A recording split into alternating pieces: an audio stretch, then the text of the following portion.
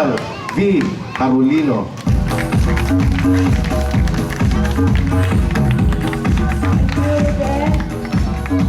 Muli po, magandang gabi po sa ating lahat. At hindi ko na po kakahabaan ang pagbati ko. Kanina po ay bumati na naman ako. Ano po, excited na po ako at alam ko po ay excited na rin ang lahat ng ating mga kababayan upang matunghayan ang exhibition ng ating mga marching band. At muli po ang aking paalala, sabi ko nga po, dinadala po natin ang ganitong mga programa upang sa gayon ay maging masaya ang buong bayan ng Santa Maria.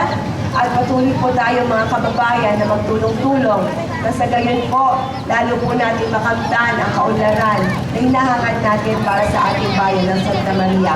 Patuloy po tayo magdasal, patuloy po tayo magsama-sama.